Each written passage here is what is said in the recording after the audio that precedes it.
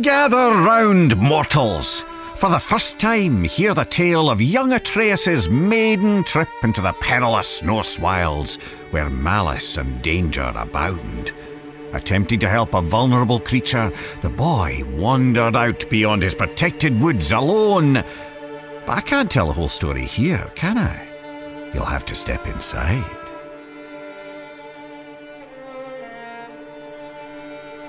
Atreus awoke to find his father missing. Not that there was anything unusual about that. Tasked with retrieving their dinner, Kratos would often take leave on day-long hunts. Why it took all day, Atreus never fully understood, but he knew better than to ask. After a quick breakfast, the boy got up and headed outside to practice his archery. He drew his bow taut, let his deep breath loose, and released an arrow. It sailed far beyond his target, becoming just another stick in the woods. The boy sighed. He'd have to find it later, likely when he wasn't looking for it. Determined to hit the target this time, he grabbed another arrow and focused hard. He held the string till his arm burned and let it fly. A bullseye! Well, almost. Maybe if you looked at it from a certain angle. You know. His mother called, and though he wasn't quite done yet, Atreus put his arrows down and went inside. Every day she would teach him, mostly language and archery. Honestly, the kid was pure dead brilliant, reading and writing on his own already. Today she gave him a lesson he was especially excited about. The creatures of the Norse wilds. Berserkers, trolls, witches, and even the undead. After answering her son's many questions, Atreus' mother sent him back out. He fired a few arrows, missing with most of them. He wasn't a bad archer, really, but he wasn't easy on himself either. Frustrated, the little bairn sulked off into the woods.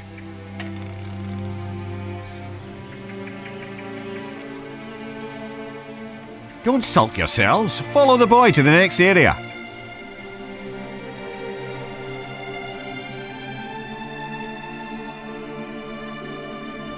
Atreus climbed up and sat cradled in the branches of one of his favourite trees. On days like this, he liked to close his eyes, listen to the forest, and let his mind wander. This kind of solitude never felt lonely to him, perhaps because he could hear things others could not.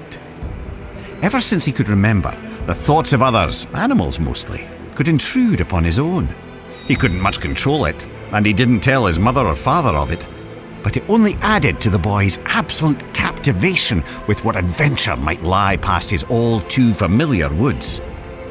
As Atreus craned his head in an attempt to hear even farther, a desperate cry for help crept in at the edges of his mind.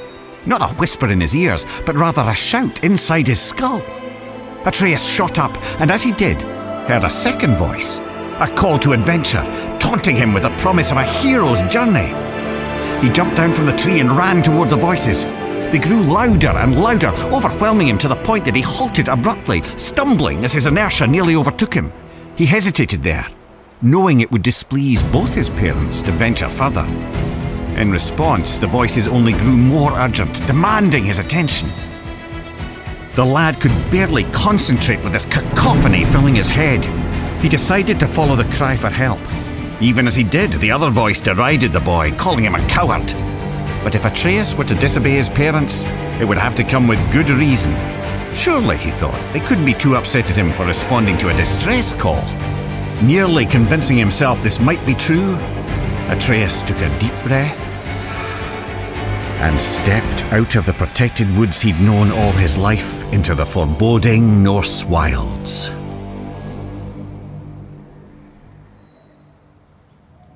Delve deeper into the woods, unless of course you're too frightened.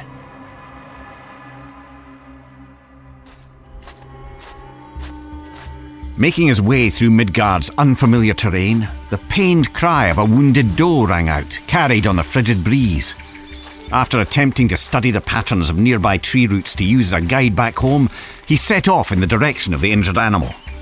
He imagined himself as the gods from his mother's stories, travelling to distant realms on the great tree Yggdrasil.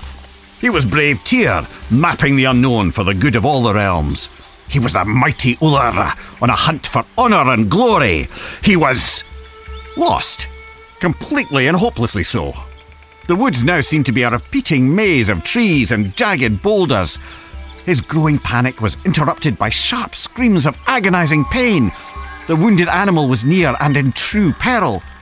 Forgetting his own dilemma, Atreus shot toward the cries of the beast. And there, in a clearing near a creek, he saw it. A wounded doe lay on the ground. The matted, blood-stained fur on its chest heaved up and down as it struggled to breathe. An arrow jutted out of its neck. But what hunter would seek an innocent doe and fail to finish it off? The animal looked Atreus straight in the eye. Its pained grunts eased now as its pupils contracted. The one he had called had come. "You're safe now. I'm here," Atreus said, clumsily attempting to comfort the poor soul. "You can let go." The doe's strained breath became shallower. It took one final gulp of air in and ceased to move. Atreus laid his hands on the doe's heart and softly recited Norse death rites, inspired by his mother's teachings. The boy sighed, and his eyes drifted upward. As they did, he noticed there was far too much blood on the ground for a simple arrow wound. The red stains in the snow trailed off into the deeper brush. Atreus jumped to his feet to follow it.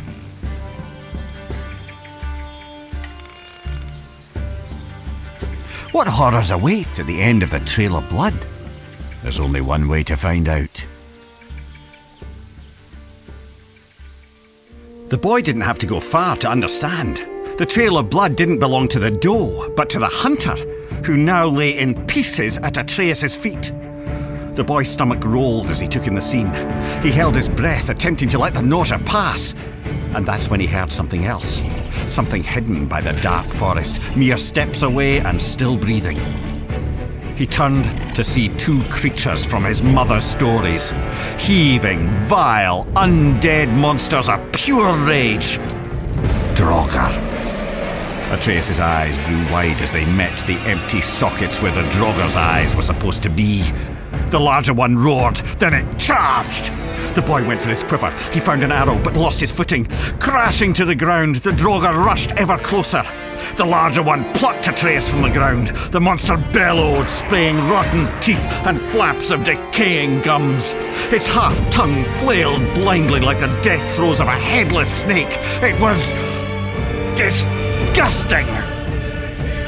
In desperation, Atreus stabbed out with his arrow again and again and again, and by pure chance he connected, striking the Draugr through a hole in its skull. The monster dropped him as he continued to scream and stab. The boy was lucky, but there was no time to celebrate. As the second Draugr raised his blade, Atreus shot an arrow.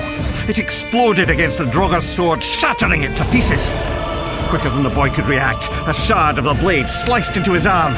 He yelled out in torturous pain. But as the Draugr drew in for the final kill, Atreus wasn't afraid anymore. He was angry.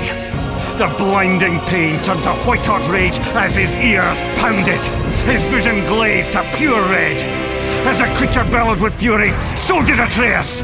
Two warriors with nothing left but anger and pain. The last thing the boy saw before the world went black was a ghostly white hand grabbing the Draugr by its throat. A small quiet question escaped Atreus' lips before he fell unconscious. "Father?"